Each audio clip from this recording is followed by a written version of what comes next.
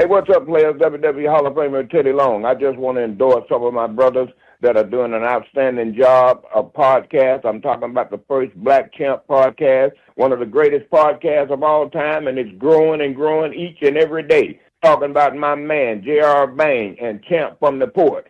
Players, you better take a listen to them, and if you don't, I'll have J.R. Bang and Champ put them in a tag team match, and it's going to be a lot of trouble.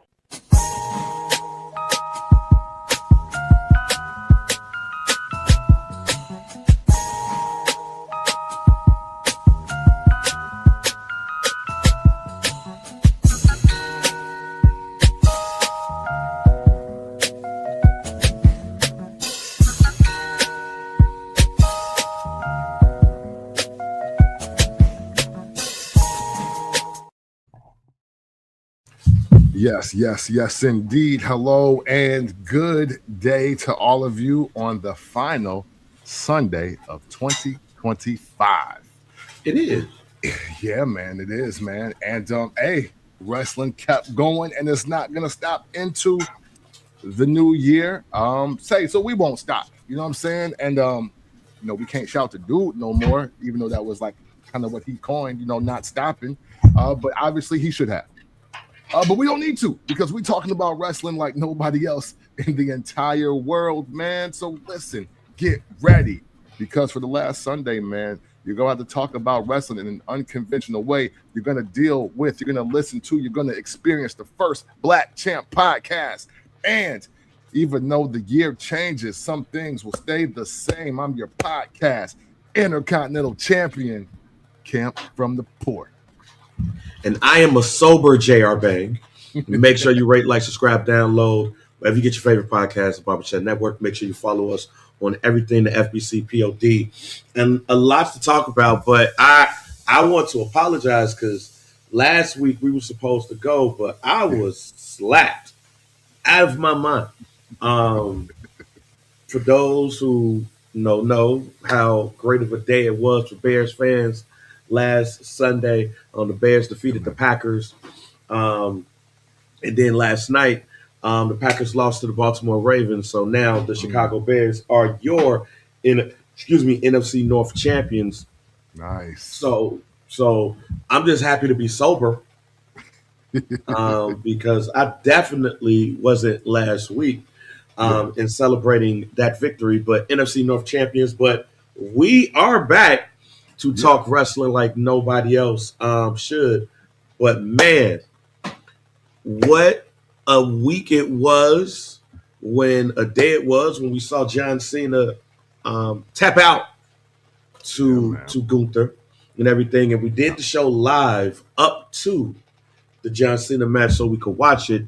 You could go back and watch how upset we were with the Obafemi and Cody Rhodes match and all of that stuff. But let's now take it to the Cena match. Was it what you expected? I know it's a controversy surrounding the ending of the match. Traditionally, this is what happens. But what were your thoughts on the match? I was excited for the match. For everybody that knows, like we went live that day, doing Saturday night's main event and preparing for the match. And I wanted to take in that moment, pause if necessary, because I was like, we don't get to see many retirements like this. Like, this is the first of its kind. Yes, we've seen final matches. We've seen final matches within a certain organization. We've seen retirement or loser leaves organization matches, but we never really seen a play a year in the making being set up and for a match and what to expect. And even though I love personally giving y'all our natural reactions, I wanted to sit and watch that just to process it. And for me, I think it was a good match within a swan song. So I didn't I wasn't trying to break out the Meltzer report to give it 5 stars or 1. It was just more for me of like, how are they gonna do this? Because not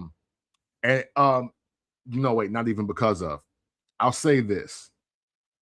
even though we're talking about the Time Is Now tournament, and I felt that either way, whether we went LA Knight or Gunther, the universe won. But now looking at the match, looking back and reflecting, no, Gunther had to win that match. Gunther had to be the last opponent because the last thing people really wanted to do was unabashedly, unapologetically, and over the top cheer John Cena with no interference. And interference would have happened had LA Knight won that match. Gunther, you could easily just pick to boo him because he doesn't feed off of that as a character anyway. So I felt it was, I felt that was ended up being great. And I'll stop there for the ending. But overall, I say it was a good match, a really good match. You got a lot of nostalgia. You got a lot of one last times. You got some action. You got a lot of suspense. There's nothing bad to say about the match for me. The match went the way it should have went. It ended the way that it was supposed to. And the match was a great match to be an ending for John Cena. I wasn't expecting too much outside of what we got.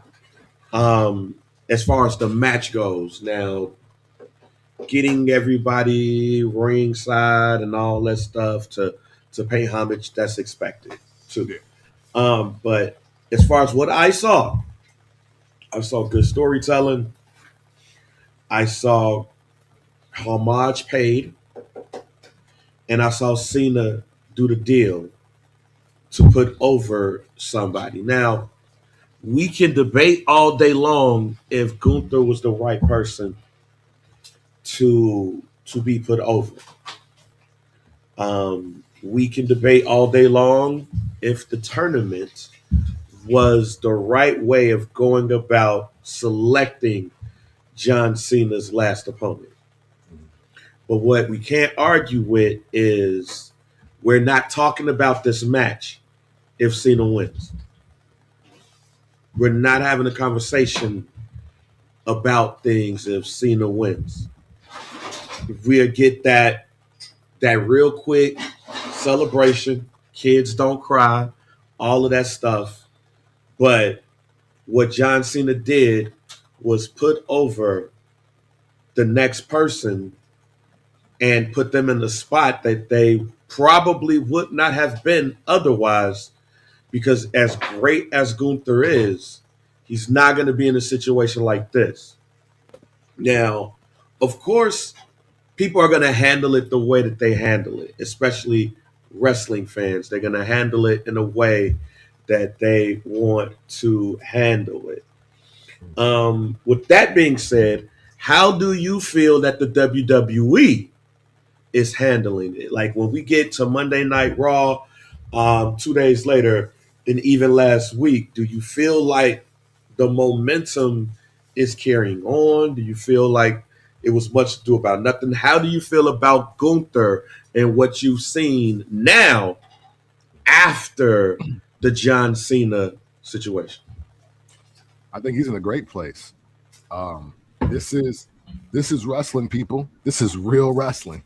like he's to me, this is the equivalent of the Iron Sheik at this point, as far as being over. Like this is the Iron Sheik beating Bob Backlund. This is Nikolai Volkov trying to do the Russian anthem in the ring. Like this is top of the top. And respectfully to those guys, but Gunther's even just now was a way bigger star than those guys were. So, well, I don't know. Maybe not the Sheik. Maybe he need another year or two for the Sheik. I don't know. Or it could be a dead heat. But I liked everything and how he's handling it, because he's supposed to be remorseless. He's supposed to be cold. His time is now. He is the present. He is the guy that for the last 3 years we were talking about was going to be having this moment anyway. and he got it without a WrestleMania main event, by the way. You know what I'm saying? So that I think is great. Hey, I even love the fact that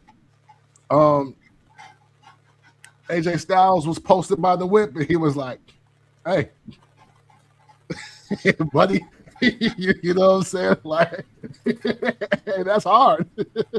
That's hard as hell. Hey, Gunther is doing his job, man. He's fish grease to me right now, and I think the universe acted the way they should act, though, because look, it's wrestling, but just like dude from like what, maybe 15, 20 years ago, it's real to us, damn it. You know what I'm saying? Like, so hey, and if it's real to us, fuck dude. You know what I'm saying? You beat John Cena, bro. Like, you made him give up. You made him tap. He lost and he left with a loss because of you. Fuck you. Like, that's the energy. That's wrestling. That's what we here for. I'm not here to make this shit real. I'm not meant for it to be like artificial or whatever. No, just like in your favorite TV show when somebody dies or something and it hurts your feelings. Yo, this the same shit. This the same shit. So no, I think everything in the universe is right. Finally, and we're going into the new year in the real way, and I'm excited. Yeah, I was laughing at everybody getting up on the internet, talking about how this was a bad decision and John Cena should have won. I was laughing at everybody that had that opinion. It was a couple of people was like, "Oh, this is how you do a finale, a farewell with Sting," and I don't know how true this statement was for Ric Flair. Don't know, but I will repeat what I saw on the internet.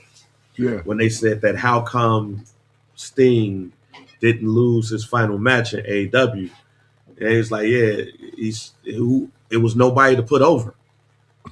yeah. And when I read that quote, I started to think, who could Sting put over? But then, this is no disrespect to Sting whatsoever. Because if anybody listens to this podcast, y'all know how much I love Sting. Sting is one of my all-time favorite wrestlers.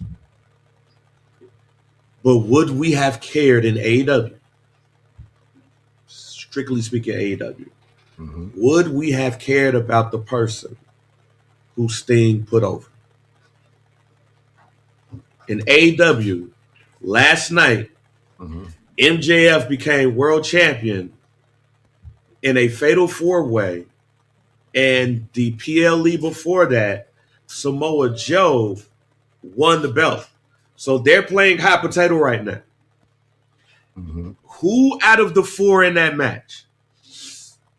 MJF, Swerve, Hangman Page, Samoa Joe. Who would we have been like, "Oh man, they took out Sting," and really cared afterwards? Nobody. Yeah.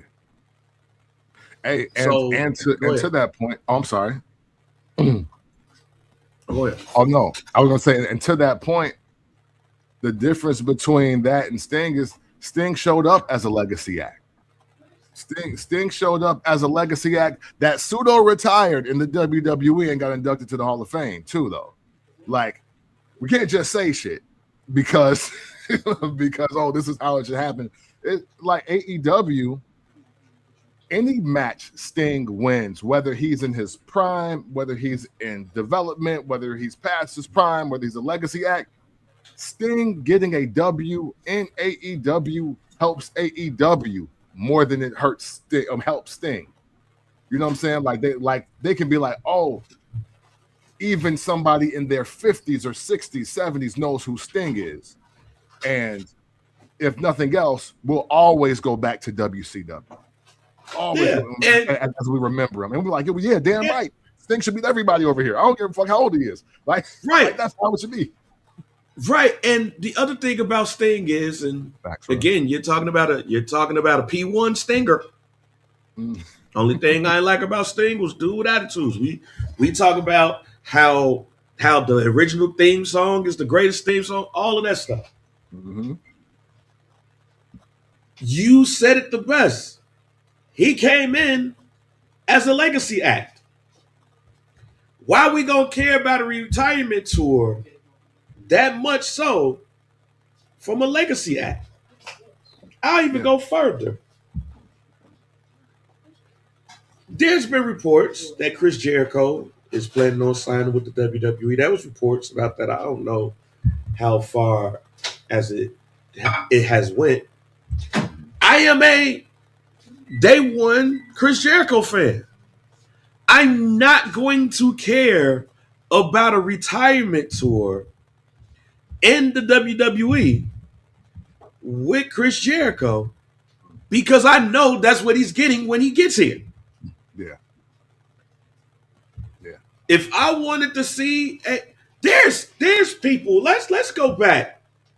Let's go back to Draymond Green, Paul Pierce, where Draymond Green famously told Paul Pierce that don't nobody care about no retirement tour for you. Who do you think you are, Kobe? Wrestling fans, stop hearing the retirement tour buzzword and getting excited. Because quite honestly, we don't care.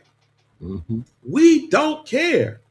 I didn't care about, you know who retirement tour I did not give a shit about? Stings. Yeah. I cared nothing about that retirement tour because when I think of AEW or when I think of Sting, I don't think about AEW. When I think about Sting, I don't think about WWE. When I think of Sting, I think of TNA and WCW. If Sting would have did this in TNA, I would have been way more excited. I don't care about Sting and Darby Allin wrestling somebody and saying, this is going to be my last match. Yeah. Because you're in a place where you didn't build, you didn't create, you didn't push. Yeah. Yeah. That is the only time that is the only time a retirement tour should matter. So when I see John Cena day one to his last day in the WWE, I care about that.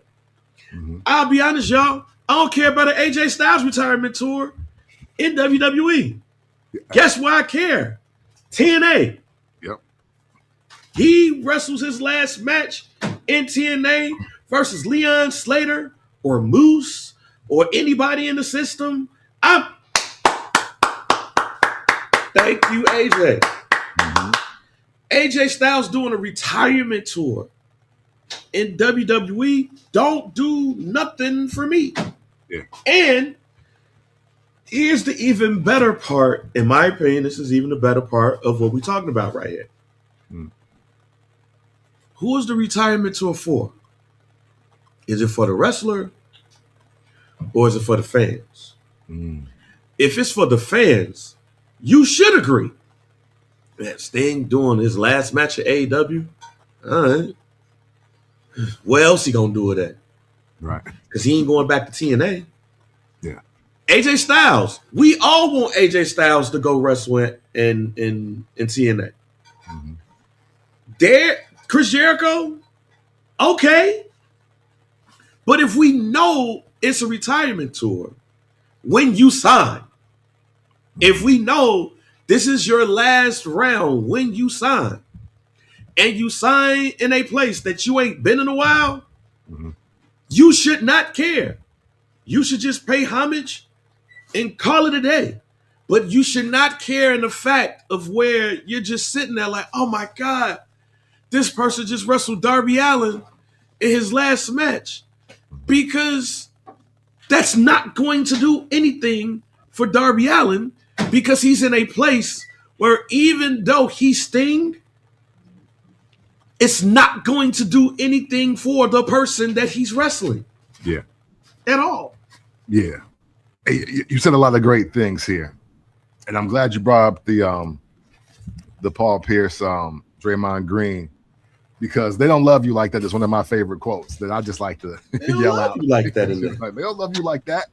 But the other problem that we are getting is that we're going to start going down the line, and it's going to be quick, just like this was. And somebody's going to get Chris Paul out here. Somebody's going to get Chris Paul. So retirement tours, I'm going to say it. This is my guaranteed hope and guarantee for this week. Retirement tours are going to stop. And y'all going to set up retirement matches. If AJ Styles wants to face Samoa Joe at TNA and that's his final match, run it. I'm cool with it. Because he could win or lose that match. It don't even matter.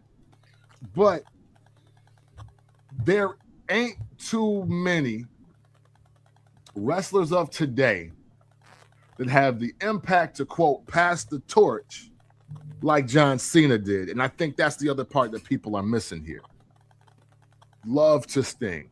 We love Sting. Sting is a part of our childhood. He's one of the greatest for us. But Sting didn't have no torch to pass nobody.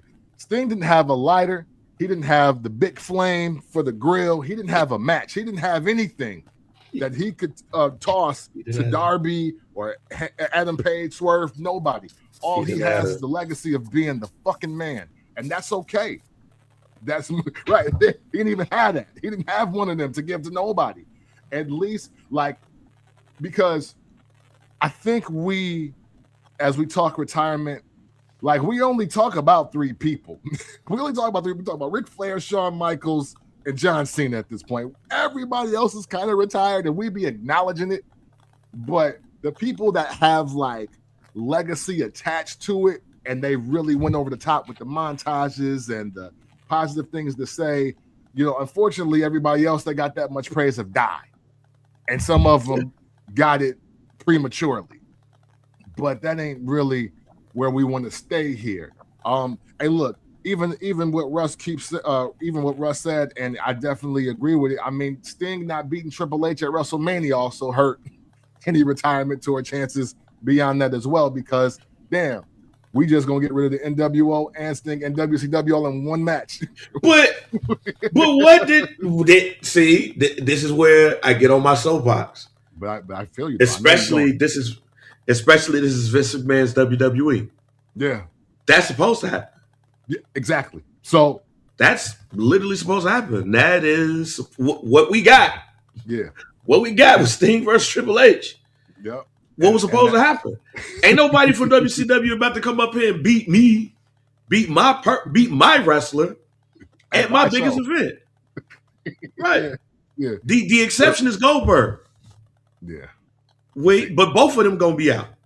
Yeah. So and if we had a choice, we'd pick Sting over Goldberg, but I get it. Yeah. But no, go ahead. Oh no, but to say saying all of that to say, I don't care if it's Jericho. We're not going to get this moment again, even though we might not love it in totality, which I think is also a great reason why. I mean, look from January to December, how this whole John Cena retirement thing started versus how it went, versus how it flipped, versus how it ended. Wrestling should be so unpredictable that you can't do this anyway. So now you add an age and injury. And then you add, you're not the top guy. You still don't move the most merch. People don't want to see you in the main event spot. And see, that's where we get to the Chris Paul area, because on one hand, y'all calling him one of the top 10 point guards of all time. But yet in this era right now in this year, y'all say there's 11 players better than them right now. And I don't think those two things can exist when you're talking retirement tour. So with wrestling, so with wrestling in mind, with strictly wrestling in mind, we gotta start settling for retirement matches, that one final moment, that last go round, that last gasp, because hey, there's tiers to this legend, this icon, this it's levels to it, and y'all seen the level. Please understand that just because you're 47 and you want to give it up, that you don't earn that. You don't deserve that. You earn that. And that's the difference between John Cena and everybody else. Look, let's just stop with retirement tours altogether. Mm-hmm. They're gonna stop. Let's just dead it. Let's just stop it. I don't want to hear this person's retiring and he's going to be doing all that. You should have learned your lesson with the Kurt Angle joint, but you didn't. Yep. Stop with the retirement tour. Do one of three things. One, just wrestle, lose your match, and we don't see you again. Mm-hmm. Stone Cold, The Rock finally won. We didn't see Stone Cold wrestle no more. Mm-hmm. I bet. 2, just disappear altogether. Mm-hmm. Just do it all together. Hey, man, I'm out.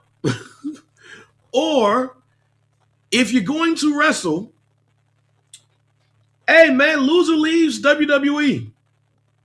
A retirement match. Just do that. Let's go back to what I said before. Just lose your match and be done with it. Stone Cold lost to The Rock. We didn't see Stone Cold wrestle in the ring. Shawn Michaels lost to Stone Cold. We didn't see him wrestle in the ring for a while. His back was messed up. That's the best way of doing it. Right there. Just, shit, I lost at WrestleMania. Just gonna disappear. Next time you see me, lost some weight, grew some hair, I'm here. That's one. The best way of doing it from a ratings perspective is a blood feud. If it's not going to be a blood feud, it's not going to be a feud that gets me invested, I don't care about a retirement match. Let's go to Ric Flair versus Mr. Perfect. Loser leaves WWE. We knew them two hated each other after, what was that, primetime wrestling, when Ric Flair and Mr. Perfect got into it, and Mr. Perfect joined the Macho Man in the tag match versus Ric Flair and Razor Ramon. And then after that, it was a loser leaves WWE match on Monday Night Raw. Yeah. And we didn't see Ric Flair after that because he lost. I don't know what's going on in the chat. Ryan Rogers is wild. Yeah. So that's the best way of doing it. So if it was, let's say John Cena versus Gunther, because like I said, I hated the time is now tournament. No, I wanted Gunther to just go beat the shit out of John Cena. Mm-hmm. And John Cena say, I'm going to muster up everything that I have to wrestle you. And they wrestle each other. And then after a while, somebody say, you two can't be in the WWE together. Mm-hmm. Loser leaves WWE. Mm-hmm. Or go back to what was that, WrestleMania 7? Ultimate Warrior Macho Man retirement match. Mm-hmm. Damn, this dude got to go. Yeah. Don't tell me the retirement tour is coming. Mm-hmm. Just put it out there. I know John Cena gonna lose to Gunther because Gunther ain't going nowhere. But at least the illusion is there. Yeah. Bring back retirement matches. Bring back loser leaves matches. Or just let them two wrestle. The retiree loses. And we don't see them no more. Until it's like a Raw where they bring it back to Legends. And again, that person that lost some weight, they grew some hair, and they talking in the ring. Again, after that just disappeared. John Cena did not have to come back and say, yo, this is my last year, but this is what I'm going to do. He did not have to do that. We were all fine and dandy with John Cena doing Peacemaker in all of the commercials and being half naked at the Oscars. We were cool with that. We did not have to see him back. So since we did not have to see him back, he technically did not have to do what he did. But that's also why, even though I'm a little iffy on this Cody Rhodes, Drew McIntyre thing, Mm-hmm. This is why blood feuds are important. This is where real energy behind hatred behind this match is important. Because even with Ric Flair and Shawn Michaels, even though it wasn't like pure hatred, Ric Flair let it be known, fam, I'm still me, and I will whoop everybody ass in here. And since y'all think I don't have it no more, the next time I lose, I'm gonna retire. Mm-hmm. And he called this shot. He said, Sean, I want to go up against you. And Sean was like, nah. And he got slapped a couple of times. And he's like, you know what? Bet.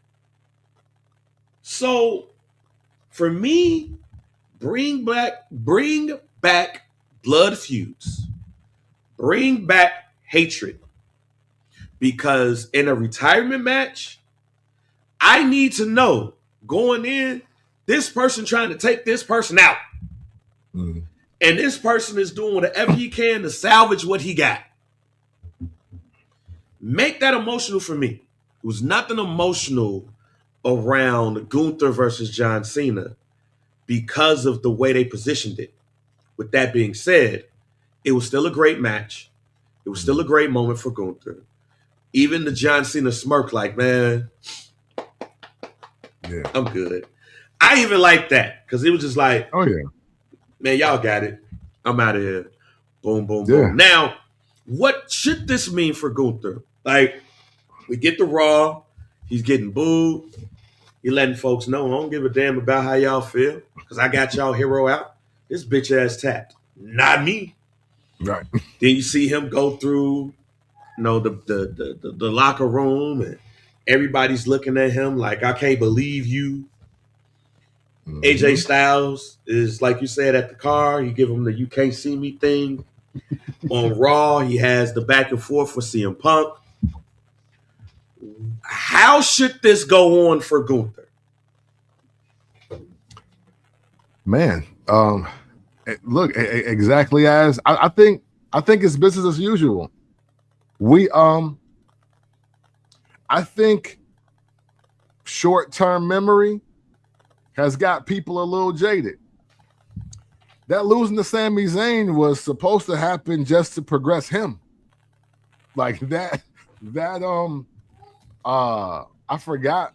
Oh, losing to Jey Uso, that was to help, you know what I'm saying? That's to help the business. We forget that this who Gunther was. Okay, he hadn't lost in over a year twice. Like the stat they threw out, Michael Cole threw out the stat, I want to say on WrestleMania when he lost to Sami Zayn, that since being on the main roster, Gunther lost like 3 times. I was like, what? What kind of stat is that? So, hey, look, hey, we back in business. You know what I'm saying? It's like, oh, we got the shipment in? Okay, bet. Hey, we're about to open a little early because, we left them hanging, but we back. That's how I look at this. Nothing about this is new to me. This isn't altered reality. This isn't parallel universe. This is wrestling. This is the character that is Gunther on the main roster for the WWE. This is exactly what it is. He show up, you know what I'm saying, in some fly European shit, or maybe just his robe. He start beating people the fuck up, and he take titles, and he dare you to say and do something about it. And you can't do nothing, and you can't say nothing, so you shut the fuck up, and you let him go do his match, because that's your plans for the day, unless you want to get the shit slapped out of you. That's the Gunther character, guys and girls. I don't know what else y'all expecting here. That's why I love the ending. I love the ending of the match and what it represented for both of them. It's on one hand, you got, Gunther was like, hey, look, I'm gonna put everybody down. Everybody's getting laid the fuck down. That's just what it is with me. And John Cena was like, you know what? I live by never give up, but it's time to call it one, man. I've lived a good life. We out of here. It was almost like how they say a lot of people with their grandparents, their great-grandparents, they just know it's their time, and they be like, look, I just want to gather y'all here, man. Be like, look, it's been love. I appreciate y'all. Do y'all best. I left this, and yo, it's my time. You know what I'm saying? So like Cena was in there smiling like a proud dad in wrestling, like oh yo, my son is about to kill shit now. So that's so for me, yeah, this is business as usual for Gunther, and they don't have to even use the I beat John Cena thing. Like they don't need to use it tomorrow. They don't need it because this who he is. Hey, and the less he acknowledges it, the better. He gonna be like, hey, who's next to get laid down? That's all I do here. So he should be fine. Yeah, I just hope they don't serve everybody who's about to retire up to him. Now that's what I said. Yeah, that's what I don't want. I said this last year. I'll say it again. If Cody Rhodes is going to stay a face, it needs to be Cody versus Gunther at WrestleMania. We saw what it could be at the Royal Rumble. What was that? Bash at Berlin or whatever, I think, whatever one of them joints. We saw what it could be with Gunther versus Cody.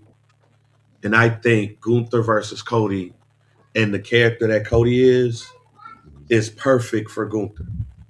Mm-hmm. I don't want to see Gunther versus CM Punk. I don't want to see CM Punk fighting for for John Cena. No, I don't. Yeah. I don't want to see him fighting for the old heads. I don't want to see none of that. I would rather see CM Punk go up against somebody else. But to me, all roads will lead to Gunther winning the Royal Rumble, and him picking Cody Rhodes, and them having a hell of a match at WrestleMania for the Undisputed Championship. Don't know if that's going to happen, but that's what I would book because I've seen them two match up, not as high profile as it could have been, which is great. So to a lot of the viewers, it will seem like them wrestling for the first time. Yeah. And the fact that Gunther is the killer that we think he is, and Cody is the Rocky type that we know he is, I think it will lead to a great match that we will watch between the two. But we will see what happens coming up. Let's move on to the first Black Champ portion of today's show. And we have a new United States champion, Carmelo Hayes. It was leaked, 2 weeks ago? But you actually saw it this past Friday. Carmelo Hayes, your new United States Championship, defeating Dragunov in a United States am I the only one? I feel like I'm the only one. Am I the only one that's tired of these United States Championship oh no challenges? I was tired when John Cena invented it. I was like, oh man, what? That's what we doing. We just gonna just give people opportunity. I'm like, I get it, America, land of opportunity. I get the play, but that's one thing that I want to start and end with him though. Now that the last person to win the Invitational has lost, and somebody that at least advanced in one round of the Time Is Now tournament, now do your thing with it. And I'm not here for the United States Championship challenge every week. I don't it just feels insincere. Just push people, dog.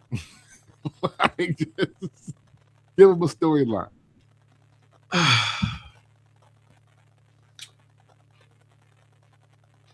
I hate it. I think that these challenges make any title that you do a challenge with makes it look like the TV championship. And this is not the TV championship. This is the United States Championship. Mm-hmm. And I guess, even though we've titled this episode "The Man in Black," some of these shorts are going to be called blood feuds. Mm-hmm. I just want somebody to say, I want the United States Championship. You don't deserve it. I beat your ass. Let's fight over this belt. I just want that to happen. I don't want to see any more challenges. I don't want to see the champ go down to the ring and say, hey, I'm the United States champion, and I want to give somebody in the back an opportunity. Who could it be? Let's wait around to see who music plays. Oh, I can't believe it. It's Javon Evans. Oh, he's getting the United States Championships. His first night on SmackDown. Oh, his first night on SmackDown. Oh, I'm tired of that. No. I want somebody to look at the United States Championship. Looks like Melo is a face right now. Mm-hmm. I want somebody to see it. I want somebody to kick him in the face. I want some. Grab your Intercontinental Championship belt, Cap. Grab your belt. You know what I'm saying? I want somebody to stand over them. I want somebody to hold the belt. I want Michael Cole or Joe Tessitore to say he has his eyes on the United States Championship. And I want some matches. I don't want to go against somebody that I haven't wrestled yet because I want to give somebody an opportunity. Who could it be? Oh, I can't believe it. It's Ethan Page. Oh, he already has 2 belts. He has the NXT North America Championship, and he's the Mixed Tag Team Champion with Chelsea Green. So what happens if he's the North America Champion and the United States Champion? Oh, my goodness. Let's see what happens. Ding, ding, ding. Like he'll control most of America. And he will control America. He could, because he has the Canadian flag on the North American belt, and then he's the United States, and he has the belt from Mexico. He will literally be the continent champion. They have to call him the Continental Champion. Because, oh my God, he has Canada, he has United States, he has Mexico.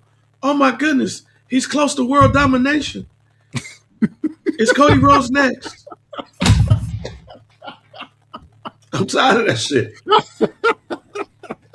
Yeah, because heavily, if he won all the belts, he would be the world champion. Yeah. Oh, last time I saw this is when Lance Storm did it in WCW, and he won all the belts but the world championship, and he changed the name of the title.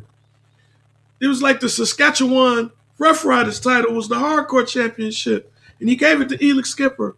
Oh my God, can Ethan Page do that? We gotta go. Like, no. Yeah. Ethan Page. Just go look at Melo, just attack him, jump on him, have both those belts on your arm, and then look at the United States Championship and say, I want this too. Raise it up. And then y'all actually fight, feud, jump each other, backstage, audience, at the bar, whatever. I miss blood feuds. I miss it. I want people to hate each other, and I want somebody to hate the fact that this person got this belt. Not, I challenge you because I think I'm a worthy competitor. No, I hate you, and I want that belt because with that belt, I'm the number one. See, remember back in the day, if you used to have the mid-card championship, you was automatically the number one contender. Yep. And why still got this pencil like I'm holding the mic? I was rolling with it. I was like, hey. Don't you miss those days where if you was the Intercontinental Champion and you went Pro Wrestling Illustrated, they had the Intercontinental Champion at the top. It's like Hulk Hogan, Honky Tonk Man, Macho Man, like Ultimate Warrior, sure. Rick Rude, Butch Reed, like don't miss those days. No, absolutely. I mean, even WCW and how they position the U.S. title, I was like, oh, this is, to me, that was the most most important title in wrestling. Man, hey, stop this goddamn challenge shit. I'm tired of the challenge. Fight, like just fight. I hate you. I want your belt. What was that? I think it was I think it was the TV championship. I wish Hood was here, but I think it was the TV championship or the United States championship. One of them. Dusty Rhodes, Tully Blanchard, I Quit match for the mid-card championship. Not for the world, for the mid-card championship. Goddamn, Dusty Rhodes was trying to stab this man. No, Magnum TA, excuse me. It's Magnum TA, Tully Blanchard, US or TV championship. This motherfucker got a goddamn leg of a chair, was about to poke this man in the eye for the United States championship. Bring that back. Bring that. I'm with you. You've heard me say on this show, we need grudge matches back. We need grudge matches back. We need blood feuds back, and we need to forget these challenges. Let's have people who just want the belt and will go try to get it by any means necessary. And that is the only reason why I unfortunately do not care about Carmelo Hayes winning his championship, because all they gonna do is he gonna come and be like, I want to challenge somebody. Do the 6'7" thing, and then you're gonna have Trick Williams come. Oh, they had a history in NXT. Trick Williams, Trick Mello gang. What now? Is Trick a member of SmackDown? Oh my goodness, it's Mello. Obafemi. Oh my goodness. Everybody from NXT wants a shot at the United States Championship. Oh my God, it's Josh Briggs. Where did he come from?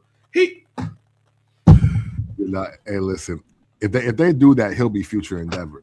Now, this is another uncomfortable conversation that we need to have about wrestling. All these challenges ain't built for everybody.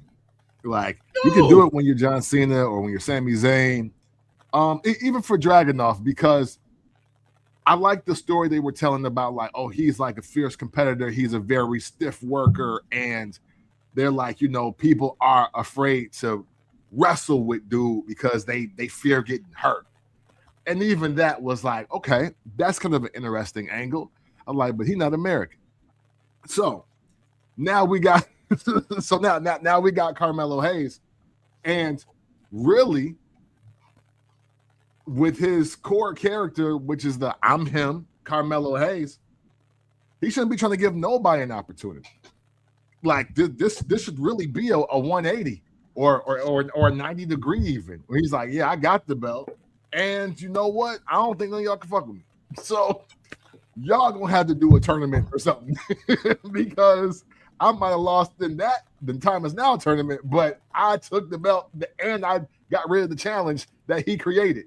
So come get me. You're like, whatever, you know what I mean? So, but the thing is, also though, for Carmelo Hayes, unfortunately, and this is just main roster talk, I'm not including his NXT run.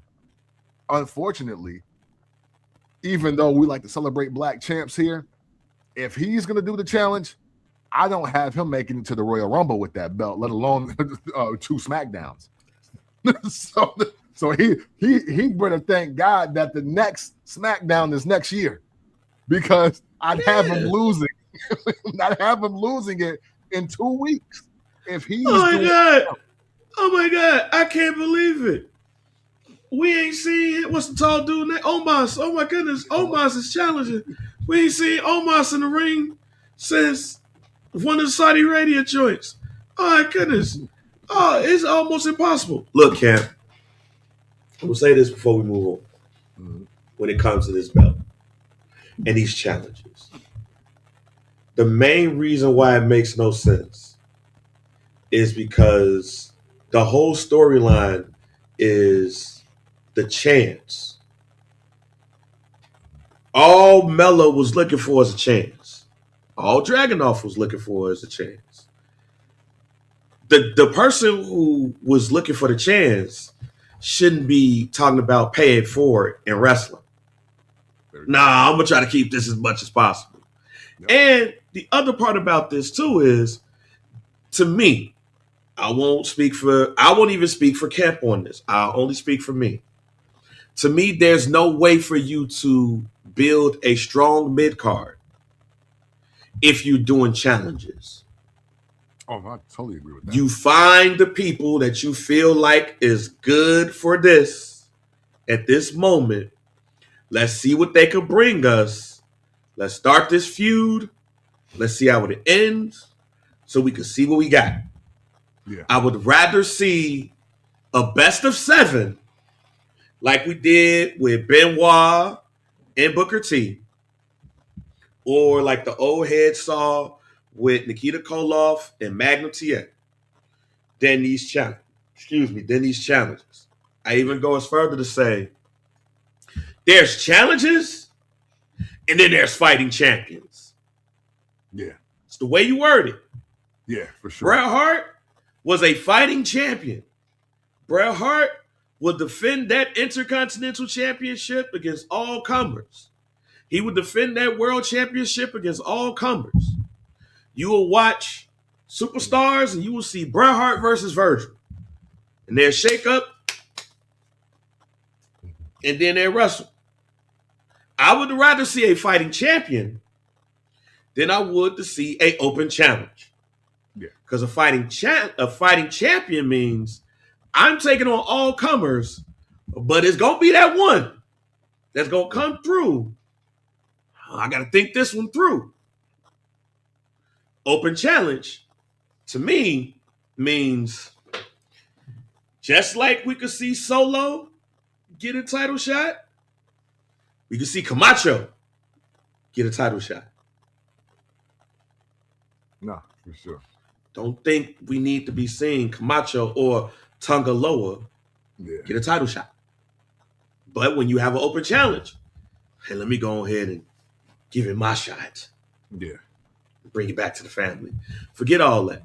Yeah. All right, now today's episode, I put up another Man in Black because we also found out who's the Man in Black in his Austin Theory. Yeah. It was a couple of people that was out there that was with me. Man, what if this is what if this is Montez Ford? I even see somebody say it was Zoe Stark in the mask. That's wild. That's wild. But now that we know that it's Austin Theory and Austin Theory has wrestled on Raw, was this the right decision? For Braun Breaker, yes. For my entertainment and excitement, no.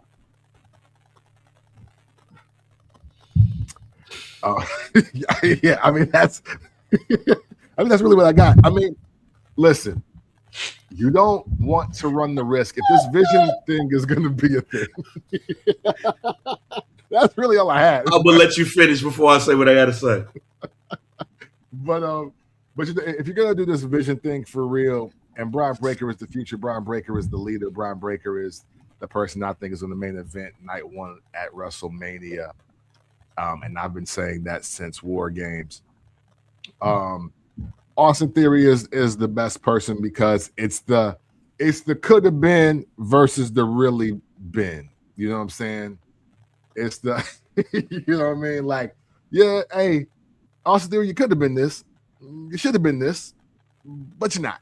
So we're going to put you with the guy that is, and hopefully it works out for you. And cool, because now Bryson Reed has a little more time. It just helps out the faction. None of it really it don't help us as wrestling fans. We don't give a shit about this. We don't care. This don't matter. But it helps Braun Breaker though. It's like, hey, look at all the people I'm above. Look, they all behind me. Like literally, look. But that's it. It don't matter. Nothing else matters. Man, first of all, your pause. Matter of fact, you're just ending it. Just lets me know how bad of a decision this was for the WWE. It's like, nah, I don't like it for my enjoyment. It's good for Braun Breaker, and that's it. This to me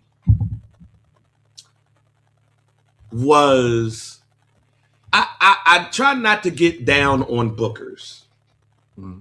Let me just say, I try not to get down on bookers because at the end of the day, this is a television show, and And yeah, some things you see don't make sense, but it's all a part of a storyline that's going to balance itself out in the first place. This is sports entertainment. It's more entertainment than it is sports in determining who does what, right?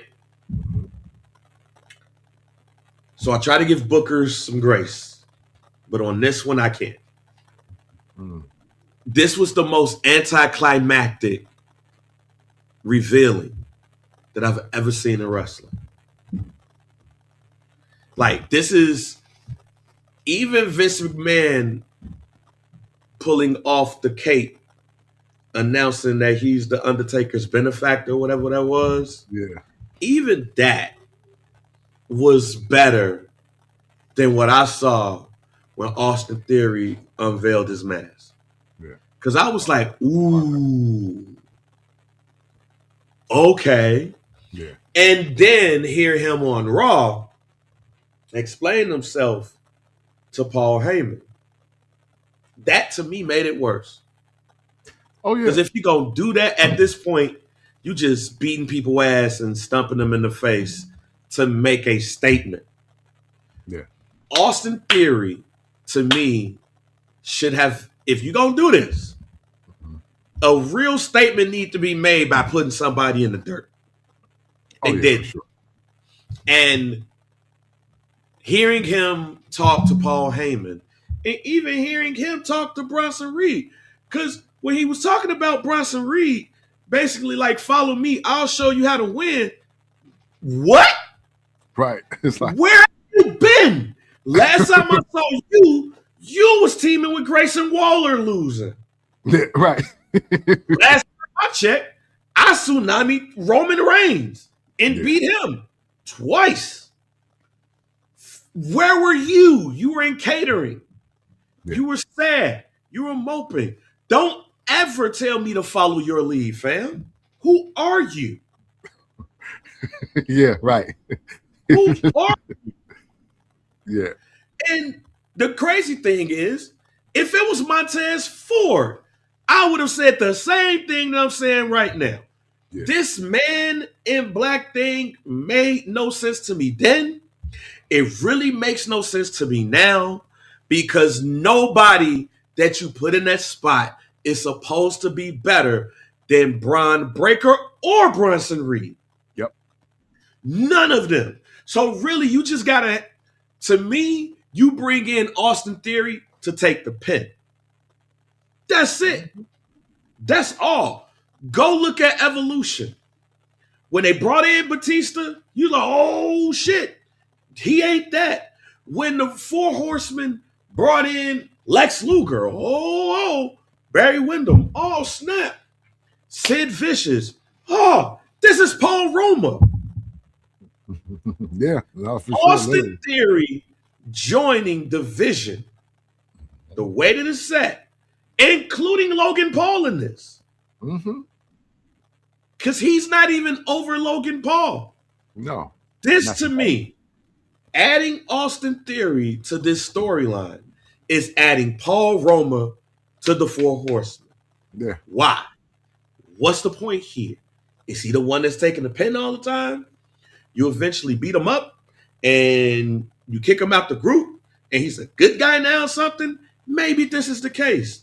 But if I'm Braun Breaker, I'm looking at Austin Theory like, if I'm Bronson Reed, I am literally like, why are you telling me to lead you, fam? I beat Roman Reigns. Yeah. Last time I saw you and Roman Reigns together, he beat your ass at SummerSlam. And he scared you so much, you cashed in on the United States Championship. Literally about to say that. I was like, bro, you can't show up here in all black looking like the TikTok baby and then telling me how to win when I just watched you run from a dude and fuck up Money in the Bank for 1 year. You can't do that. You can't. Like, who are you talking to? Like, Rush just asked, would it have been better if Logan Paul was the Masked Man? No. Well, better than Austin Theory, yes. Well, better than Austin Theory, yes. But in general, no. Yeah, no. unless it's going to be somebody that Braun Breaker actually fears that can take his spot. Right. And there's nothing that Austin Theory has done for us to even think that his spot can be lost by this man. Yeah. I would have rather it been Montez Ford just because he would have been in a bigger spotlight. But Montez Ford, Braun Breaker.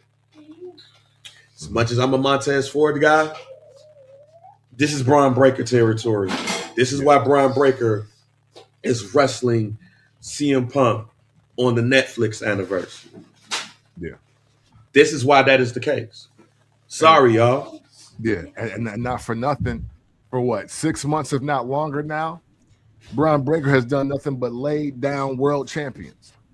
Like all the world champions, all the legends, even the current stars, they've been speared, they've been put to the mat. That's Cody, that's Jay, that's Cena, that's Roman, that's Seth, like Punk, like he clearing everybody.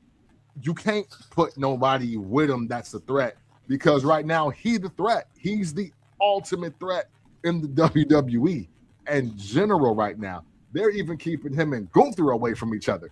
That's how big of a threat he is. They're not even crossing paths with same enemies.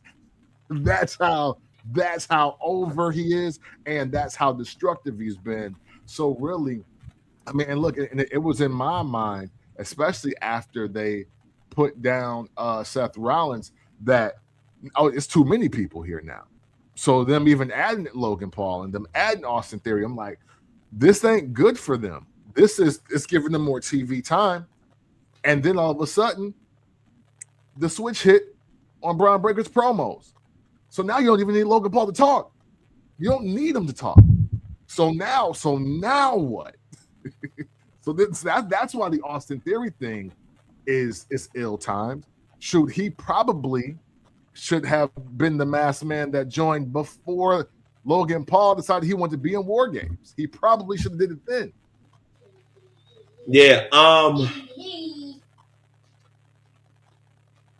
even go as far as say this, and I might be taking it too far, but somebody's going to have to prove me differently, and that person's going to be Austin Theory.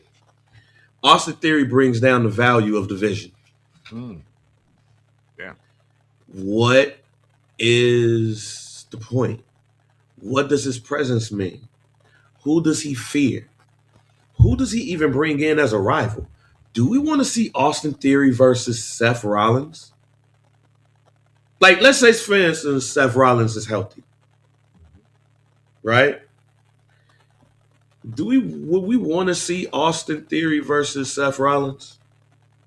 No.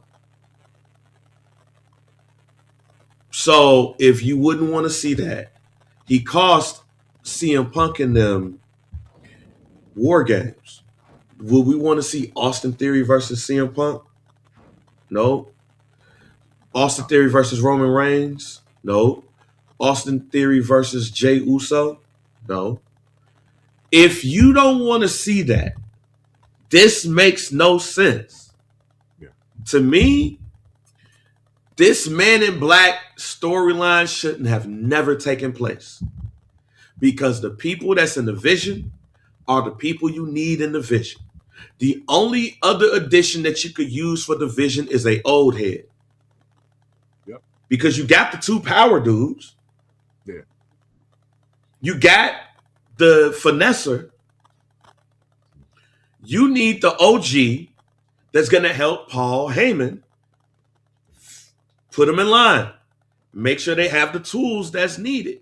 Yeah. That ain't Austin Theory. Yeah. You don't need the person that wants to prove that he's a world champion. Right.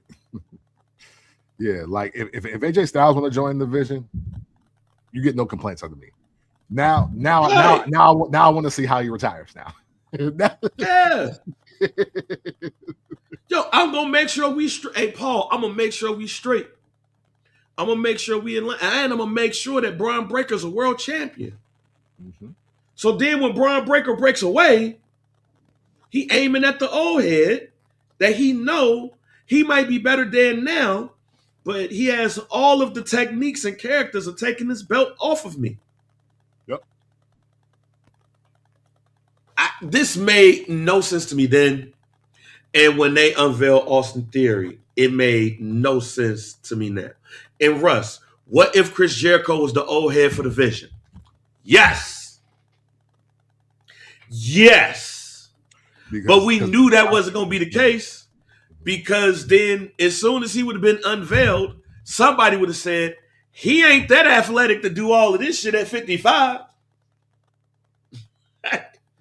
He just climbing cages and curb stomping somebody and jumping out. What are we doing here? Yeah. Somebody would have been like, yo, they unveiled Chris Jericho, but that was really Grayson Waller under the mask. Like, that's what would have happened. So, but yes, Chris Jericho to me is a perfect fit for the Vision, because he could give them all of the tricks of the trade of not only winning the championship, but keeping it. Yeah. And then when they break apart, they say, this wrestler learned from all of these people. And now he's taking all of that, and now he's the world champion. Couple of joints before we get out of here. Javon Evans, Obafemi, Trick Williams. They're all supposedly free agents. There's no draft, so they're free agents. Good. So all of them are expected to be called up soon. Who do you think out of those three is better? It will be better set up to be the star out of the group. Better set up to be the star. You know, usually I would say Trick Williams, but man, I won't lie. That SmackDown main roster crowd reacted very favorable to Obafemi, and I didn't think that would happen like that. Don't get me wrong. I think they that entrance. Yeah, man. Like, that's a real problem. That's a real problem. Obafemi, and I saw this earlier. Obafemi is everything that we thought the Apollo Crews pandemic character was going to be, effortlessly. So there's nothing to believe here. Like, no, he pulled up like that. So biggest star, man. Trick Williams got his work cut out for him, because I think it's Obafemi now. Now that I saw that interest and just seeing how the whole interaction with Cody went, all of that. That Saturday night's main event crowd, that matters. All that matters. I'm only gonna disagree with you for these reasons. Big E. What's the dude that was out here with draws and no elbow pads? They won the Intercontinental Ezekiel Jackson. Ezekiel Jackson. Ezekiel Jackson ass was out here with draws and no pads, no elbow pads, no tape on his fingers, no nothing. He came fresh out the orgy, like, yo, what we doing? Right, like, bro. Put some gear on, bro.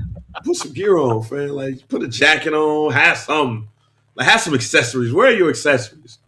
Like, Ezekiel Jackson had no accessories whatsoever. He just turned it, and he just did that. He had no accessories.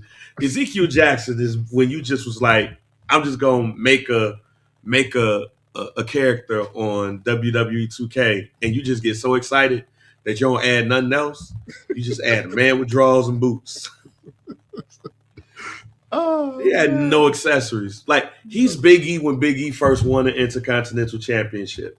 He's Ezekiel Jackson when he first won the Intercontinental Championship. He is Apollo Crews when he first got it. It's like, and this is I'm an Obafemi fan. I'm just telling you, the Obafemi types that the WWE has had. They've had Obafemi types. And they win the championship, or they get in the spot, and then after a while, the crowd's like, he's a big black dude. Who's next? All right. And then they get future endeavored, or they're almost there. Mm-hmm. Trick Williams, man, that lisp. Boy, the lemon pepper peppers, like, it's rough. Yeah. It's rough. And I feel like he's going to get on the main roster. They're going to give him the mic. And they're going to be like, what? What? And it's not going to be in a crowd versus Stone Cold type of way. Yeah. Javon Evans. That kid is young. He's bouncy. He's charismatic. I think he has the potential. But I'm glad that Donnie said this, because I don't agree with Black Edge.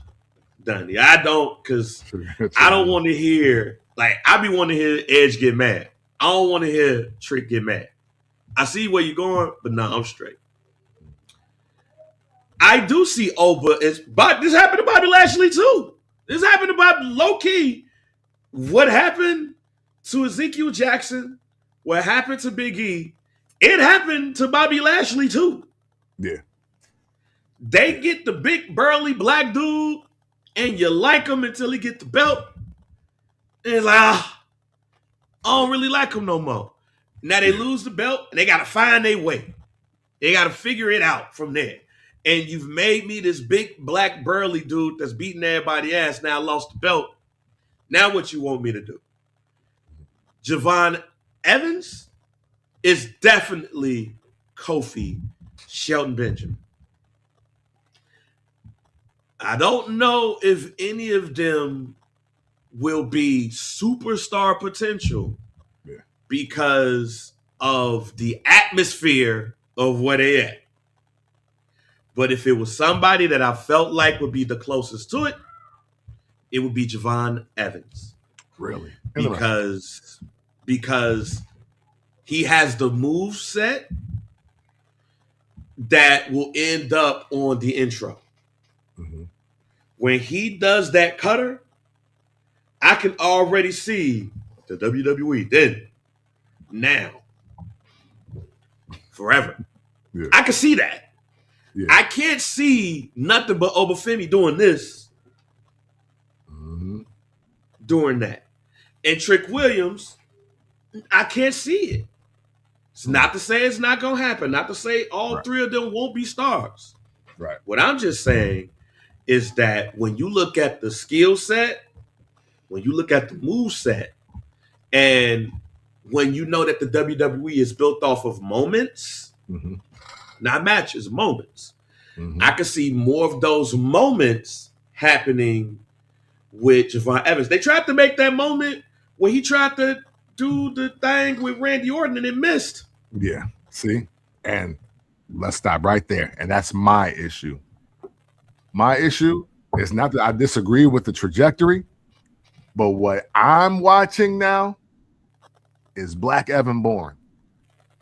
That's what I'm watching right now. And we're going back to the, hey, you're athletic, you can do that, right? Like just like much like Shelton Benjamin. Shelton Benjamin is top tier, top shelf, class act, black wrestler. But unfortunately, a lot of his career is summed up in to be able to take sweet chin music while jumping off that top rope. And he's done so much more than that. He's so much greater than that. And, one of the things that Javon Evans has going for him is that, yeah, he's ultra athletic. He's ultra young. There's a lot of time. However, the unfortunate part is I think they're going to use him to have the most, wow, did you see that incredible finisher moments? And that's what he'll be reduced to. All of a sudden, he'll be a fierce competitor that just can't seem to get out the gates. I mean, look, they did that. They lessened Carmelo Hayes lower than that, and he was an NXT champion. I get Javon Stoller. I get it. But I don't know, man. I give Obafemi the nod because, wildly enough, because of the entrance walk. I give it that because at the core, that's the thing Vince McMahon would be like, hey, nope, he's over. Put him at WrestleMania. Put him in. Do it now. Write it in. I don't care if he beats the Big Boss Man. I don't care if he beats Kamala. I don't care who he beats. He's going to WrestleMania because we got to do this. We got to get the crowd and get shots of them doing this. We got to get it. So that's my worry. But I hope all of them at least reach solid, intangible, irreplaceable mid-card status if they can't be superstars. I feel you. Look, I'm just happy to see three brothers out here in this conversation. Yep. Where years ago that wouldn't have been the case. Like, we're literally having a conversation between Obafemi, Javon Evans, and Trick Williams on who would be the biggest star. And unless I'm missing something, that's it on the male side for NXT. Like, that's literally it. Nobody looking at Josh Briggs or Sean Spears or anybody else to be in that mode, right? So just the fact that is going on, and honestly, which is why we were so pissed. We were so pissed that the Obafemi Cody Rhodes match went the way that it went. Yep. Like, even in a losing situation, I think he would have been put over a lot bigger than he would in Drew McIntyre and Cody Rhodes feud getting mixed up into this. Well, speaking of Cody Rhodes and Drew McIntyre, y'all know what time it is. One of our favorite segments here. Do we care? Segment where we look at some things in wrestling and we ask ourselves, do we care about what we saw, what is going on, all of that currently in the WWE. So we will start off with Cody Rhodes and Drew McIntyre. It has been announced that they will have a 3 stages of hell match. One match will be one thing, second match will be the other. They go to a third, and we got that. So I'm thinking the first match is going to be a regular one-on-one match. The second match is probably going to be a last man standing match. And then the third one's going to be like an I quit match or some shit like that. Do we care about this? And do we care even more or even less if Drew McIntyre loses this match? Ironically, I care because him winning or losing, I think determines what he does in the WWE, like in general. Like he may have to leave. And I say that because Drew McIntyre has now officially gotten too many title matches. After losing a feud. Yeah. On top of that. So you can't even be like, hey, I mean, I know I'm not winning the title, but I'm beating all of y'all ass.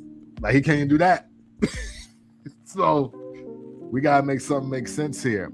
And since it's 3 stages of hell, I'm just going to go out on the limb and say they're going to get him the belt to maybe lose it by the Royal Rumble or Fastlane or whatever's going to come up.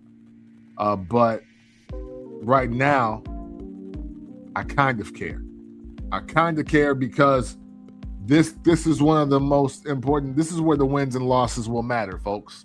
So that's why I care, because I think the win or loss will definitely matter for Drew McIntyre. A guarantee that I have no faith in is that Drew McIntyre will win the undisputed title on January 9th. I believe that a world title will change hands that week. I don't think it is CM Punk losing the belt. I think that it is Cody Rhodes losing the belt to Drew McIntyre, only to retain it at the Royal Rumble, which I'm cool with. Drew McIntyre has to win this match. Drew McIntyre has to win this shit. To the point where Drew McIntyre, to me, has to win because he's the one that's looking like a hoe. Yeah. He's the one that's right now looking like a hoe. Yeah. He needs to win this match. There needs to be I can't believe it, a shocking way to bring in SmackDown on the USA Network at the beginning of the year moment. It has to be Drew McIntyre winning that belt. I know I've picked Drew McIntyre in a couple of these, and he's not won it. I'm going to do it again. That is my guarantee. Drew McIntyre will win the undisputed title, only to lose it at the Royal Rumble.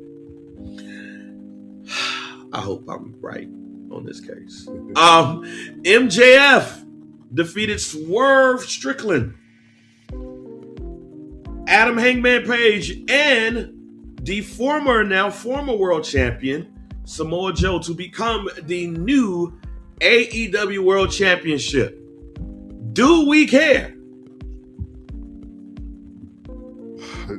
Do we? You know what? I'm gonna say yes, because there should be. I haven't been on Twitter or X. There should be a firestorm about how, yes, see, the pillars are real. The pillars are real. They're the real leaders of the company. And MJF is the champion because he's the best wrestler in the world today. He's the best guy on the mic today. So I'm going to say yes, but we care, because that should be the conversation and the dialogue of all of the P1 AEW wrestling viewers and fans. For me personally, I do care, because if MJF is not going to come to the E, or if he's not going to, or if he's making it a point to stay in AEW, then I do think they need to do a better job of making him the top talent, making him an elite star, and making him the focal point of the organization, because that's what they need. They need, if they're on the youth movement thing, if they're on the wrestlers that you haven't really seen before, then they need to start treating MJF like he is 2000 Chris Jericho, like he is 04 to 07 or 08 Miz or John Cena. That don't mean that he need to do the Marine 19 or anything, but that does mean that he absolutely needs to be elevated. That there should be a level. That's the thing I think that's missing, and why your question of do we care is always valid, because yeah, people winning matches and people winning belts, but people not being elevated as stars like that over at AEW, and that's the real issue they have.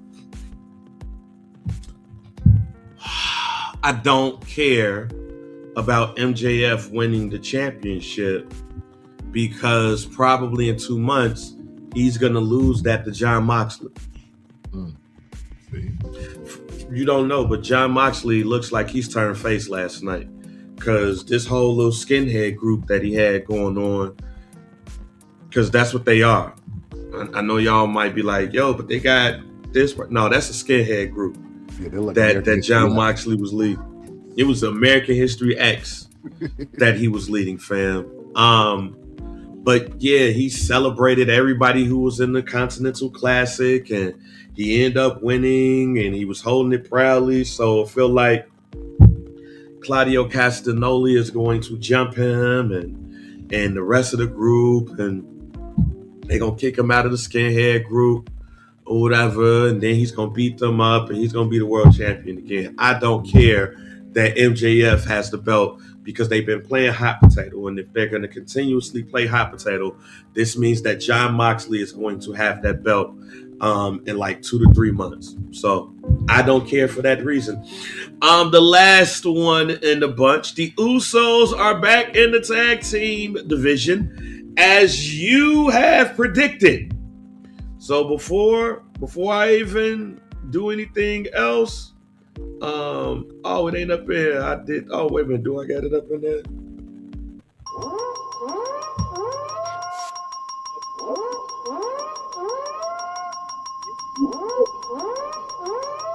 That Jey Uso by the end of 2025 will be back in the tag team division.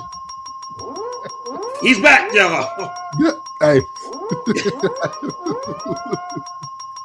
Hey, and I care. And it's the right move. All right? I care, and it's the right move. This is, hey, listen, man, the main event Jey Uso run was real. I think everybody got what they needed from it, as well as they did the test. The unlikely star to emerge from the biggest storyline of wrestling this decade. Okay, there was no bigger storyline in the bloodline from 2020 to now. That is the biggest storyline. We already knew Roman Reigns was a star. He elevated that star. Sami Zayn was a star. That star elevated as well. Even Kevin Owens benefited from that. They got the headline a night of WrestleMania for the tag titles. That showed you how big that was. Now, on the flip side, who knew that all Jey Uso needed to do was leave and stop wearing red and black, and that the crowd, and he started 50 Usoing, that he would set the world on fire for another 2 years. Nobody saw that coming. But we're out of gas. It's time to fill up. But it's also time to get back to the basics. There are too many singles competitors, to be honest with you. And yeah, and all of that is cool. But Jey Uso matches leave much to be desired. He's been out the main event for a minute. He could still be hot. He got himself hot as a tag team competitor. Hey, now he's the Bret Hart of his tag team. Run with it. But this is where he belongs. This is where he belongs because singles competitor Jey Uso, and you know what? Let me say it like this. Singles competitor Jey Uso was really fucking good. But tag team champion Jey Uso, tag team wrestler Jey Uso is freaking phenomenal. The Usos are a team that proved to me that you don't have to be a singles competitor to be one of the best. Jey Uso got his championship. I am very much okay with him being in a tag team again. Because to me, when they're together, there's no tag team better than the Usos. You could put them at the top of the card. The only thing that I don't like is who's going to be their competitors, who's going to be their New Day. That's the only thing. But when we was full swing with the Bloodline, that tag team belt was just as important as the World Championship to me. Yep. And I feel like that's what the Usos bring uniquely that no other tag team brings. That is the only reason that I could view this as a setback. That is the only reason why I could view that as that. Outside of that, to me, again, the Usos are the only tag team in the WWE that to me uniquely, them together uniquely puts them at the top of the card, just like anything else. It's going to take a little bit because you're going to have to find their dance partner, the perfect dance partner for them. But I do believe that this is the right spot for Jey. If anything, I'm looking at this as being, could this make the way for Jimmy to have a solo run of some sorts? No. I'm not saying it should happen. I'm saying that is the only thing that make me think like, okay, what could this do for Jimmy as a solo? Because he's the only one of the family that has not really had that. Outside of that, though, I am very much okay with the Usos being back in the tag team title division. Yeah. To speak on Jimmy real quick, and Jimmy was my favorite Samoan. Like when we started all of this, right? But I think what the Usos do is they create tag team division, just like they did originally. Like it wasn't until for this era, because I've always loved tag team wrestling, but for this era, it wasn't until New Day Usos on the pre-shows and that beginning of SmackDown or whatever that we started paying attention to tag team wrestling. And then from there, even though the New Day may have had the titles for the historic run, 400 some odd days, and they were beating the Usos. Everything the Usos did as far as being a tag team shaped the rest of that division.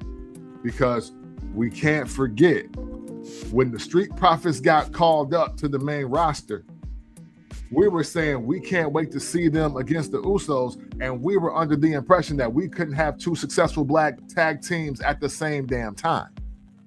So we're not really far removed from that world. We're not removed from that really far. That's not even 10 years ago now. So I look at this as like, you know what? We got lucky, because I think if we could have looked at the bloodline in a vacuum and said, who's the guy most likely to benefit from a solo career, I think the majority of just the universe would have picked Jimmy, because he's always just been better on the mic and more charismatic. So I think we just got lucky here with the moment that was main event Jey Uso. But in my world, they don't ever have to be singles competitors ever. It's just like, I mean, hey, look, hey, they pops and they uncle, right? They're head shrinkers. Hey, 5'2" didn't look like Rikishi until Rikishi decided to be that. But I've never wanted to see Samu win a singles match. Nah, okay. What? Hell no. Yeah, and that's okay. Hell no. Nah. I never want to see that on Superstars. Yeah, see? I never even want to see that. I never want to see a solo match from Samu. I never want to see a solo match from Marty Jannetty. I never want to see a solo match from Jimmy Anvil Neidhart. Yeah, man. Hey, Jimmy couldn't even pick the right music. Yeah, straight. Yeah. So, yeah, you made me think. Like, who was the tag team? Who was the person in a tag team that you did not want to see wrestle solo? You now want to see them in singles competition. B. Brian Blair, fucking Conquistador number 1 or 2. Fucking. Hey, I didn't never want to see the Warlord or the Barbarian in the singles match. I didn't want to see them in a singles match. I didn't want to. I didn't want to see Axe or Smash. I cried when I figured he was the Repo Man. I didn't like that. If you was watching Superstars, and they was like such and such is wrestling in singles competition, who would that wrestler when you will frown your face if you Sato, see them a tag team? like Santo and Tanaka, it's a bunch of them. It's a whole. I ain't never want to see. I honestly I ain't want to see. What's the other Rougeau brother? Jacques. No, Raymond Rougeau. Yeah, I ain't want to see Raymond Rougeau in a singles match. Hey, listen, everybody want the British Bulldogs. Oh yeah, that's the only one. That's the only one. You right. Dynamite Kid, that suplex, Chuck Barron. Yeah, nobody wants to see Jerry Skaggs. Yeah, no, you're not doing that. Ryan Knobs, Jerry Skaggs. No, I don't want to see him. Yeah. I didn't want to see Rory Animal. Hey, listen. Hulk, yeah. Hulk? Animal? Yeah, man. Hey, why you listen. Solo? We had that solo run. Like, guys, why? Why is he fighting for a title? Yep. That was going so bad they called draws. Yeah, I know. This was after draws. Remember that he had that solo run on SmackDown? Yeah. I forgot. Yeah, it's like, why are we doing this? Yeah, no, man. It ain't too many. Hey, listen, the British Bulldogs and the Steiner brothers. Them the only ones. Not gonna lie to you. And even Rick Steiner is a little sketchy. Right, I ain't care to see Rick Steiner in the solo. Even the messed up thing about Rick Steiner is that when you first, depending on your age, when you first saw Rick Steiner, he was a solo guy. He was a member of the Varsity Club, depending on how old you are. You first saw him as a solo competitor, a former TV champion. But once his brother came and he was tagging, I did not care to see Rick Steiner in a solo. When they was like, the Steiner brothers should when they broke up, I was like, just go your separate ways. Yeah. Don't even try to get your kid back on Scott, fam. I do not want to see Rick versus Scott. Nope. Not because they brothers. is because I didn't want to see Rick in a solo match. Like, what was his finisher going to be? I think it's the camel clutch or the power slam or something like. I don't know. No, it's gonna be the bulldog. Oh shit, that is right. But now he's gonna be the bulldog. The bulldog off the top rope. I don't want to see that. You know, we good. I'm good. That's a great question. So next week, when we're back for the first show of the year, we're definitely going to talk about some of the things we would like to see in 2026. Yeah. There's a lot of great wrestling that's looked like it's upon us. There's a lot of going overseas that people like or don't like going on. And I feel like for at least the WWE, it is a transitional year. But I think it might be a good conversation to have, Ken, when we talk about those transitional years. Like, what have been the transitional years during our time in watching wrestling? So something to give y'all time to think about, because I feel like this is going to be that year where we start transitioning from all of the people that was all of the CM Punks, Roman Reigns, all of those 45 and uppers or almost 45s, and start transitioning to the Braun Breakers and the Bronson Reeds and all of those. So I gave my guarantee though, and my guarantee is that Drew McIntyre will win the Undisputed Championship on January 9th. What's yours? Again, my guarantee hope is that we start retirement tours now before somebody gets Chris Paul out here. And I think that's important. I guarantee we'll see maybe more retirement matches because this tour is levels and it ain't for everybody. A lot of y'all ain't passing no torch. You're just clearing out your locker space because the young guy needs a bigger space. Sorry. Hey, man. Well, look, thank you all for joining us for 2025. Thank you for Scott and the Barbershop Network. Thank you to everybody who joins us in the chat. I'll let Camp finish it off for us. Yes, man. Well, man, it's been a hell of a year personally, but hey, man, as far as this podcast go, man, it's been a great year of just talking with y'all, growing this audience, building that community. Everything that we do here at the FBC POD as care of Barber's Chair Network, man, it's special, man. It's special. It's an escape. It's a release. It's a chance for us to just talk our talk in a very safe space and build camaraderie. And listen, man, no matter what's going on in my life, I enjoy every single second of this. So thank y'all for being a part of it. Thank you for riding with us all 2025, even if you got around to us in July or maybe even this week or 2 weeks ago, man. You're always greatly appreciated. Thank you so much. We're looking forward to doing this for another year, man. 2026. We're going to talk that wrestling talk like nobody else has ever done it before. And we do it for the love, but hey, man, we do it for y'all, man, because y'all keep us going with the likes, comments, shares, rumor, innuendo, comments, suggestions, perspectives, all of it greatly appreciated. Whether we agree or not, never stop doing it, never stop contributing, because we sincerely and humbly thank you for every week that you do it and every day that you do it, man. So always, as always, if you ever want to talk about wrestling in an unconventional way, you do so by checking out the First Black Champ podcast. And for the last time of 2025, I say it's the pick with the VP, DOC, and we are out. And of course, fuck Johnny Wrestling.